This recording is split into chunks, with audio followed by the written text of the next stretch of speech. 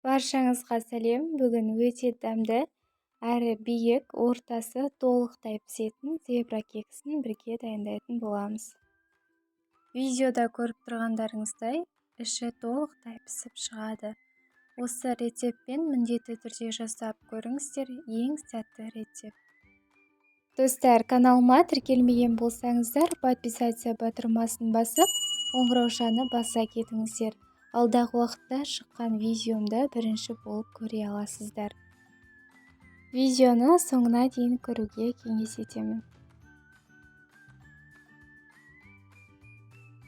Ал бисмиллах деп бастаймыз. Ең алдымен таза ыдысымызға 2 жұмыртқаны салып, миксердің көмегімен 1 минуттай ағарғанша араластырып аламыз.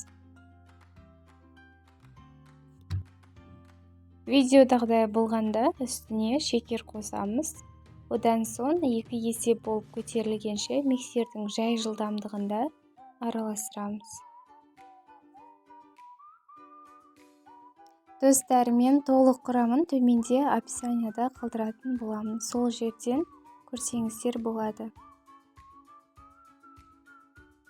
Видеода көріп тұрғандарыңыздай ағарып жатыр. Осы ағарғаны жеткілікті. Одан соң керекті сұйық майымызды құямыз. Тағы бір араластырып аламыз. Одан соң сүтімізді қосамыз. Мен видеода салқын сүт қосқан болатынмын.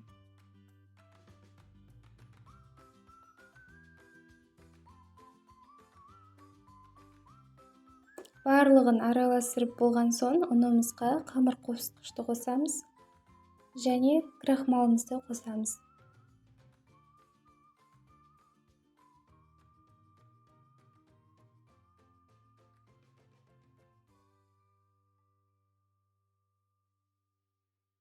Одан соң 2-3 бөлікке бөліп, салып араластырып аламыз.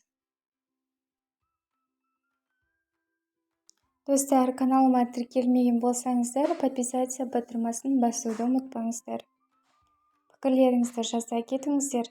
Видео ұнаса, достарыңызбен бөлісіңіздер. Менде кекске арналған осындай форма бар және силикон формаларымды да орналастырып шыққан болатынмын. Қамырымыздың 3-тен 1 бөлігін алып қаламыз, қалған 2 бөлігін барлығына бірдей етіп құйып шығамыз. Достар, видео ұнап жатса, лайк басып, пікірлеріңізді жаза отырыңыздар.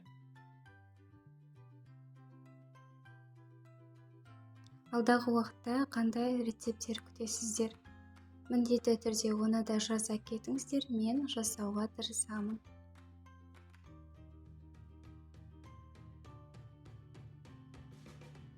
Қалған 3-тен 1 бөлігін алып қалдық. Одан соң оған керекті сүтімізді және какаомызды қосып, барлығын араластырып аламыз. Яғни бұл шоколадты тестамыз.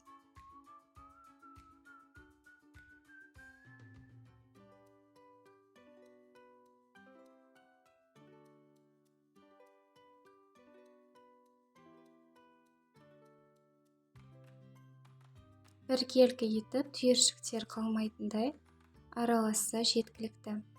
Одан соң осылай қасықтың көмегімен мен барлығына бірдей етіп құйып шықтым.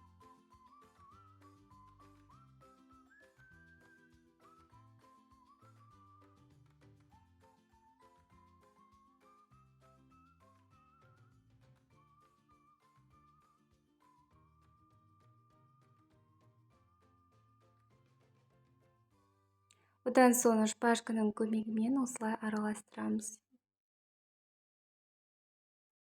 Немесе әртүрлі узор қалдырсаңыздар болады.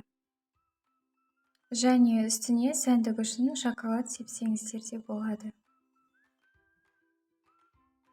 Көтерілмей қалады деп қорықпаңыздар.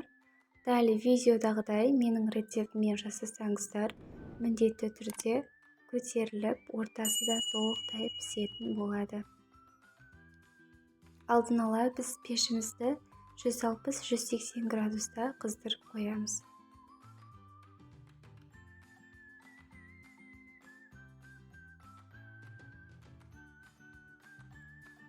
Кей пештер қатты қызады, сол үшін 160 градуста пісірулеріңіз керек.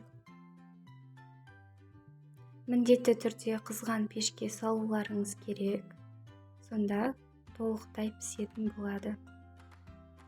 Пешке салған соң кексіміздің бетін мүлде ашпаймыз, сыртынан осылай бақылап тұрамыз. Шамамен менде жарты сағат тұрды. Одан соң алып шпажканың көмегімен осылай көріп жатырмын. Осылай тығып көрсеңіздер, ештеңе жабыспай шықса, ол пісті деген сөз. Міне, кекстеріміз дайын болды. Өте дәмді болып шықты. Қағазынан өте оңай алынады. Ортасын сіздерге ыстықтай кесіп көрсетіп жатырмын. Ортасы да толықтай піскен. Достар, видеоны соңына дейін көргендеріңізге алғысым шексіз. Сіздермен болған аяулым ас болсын.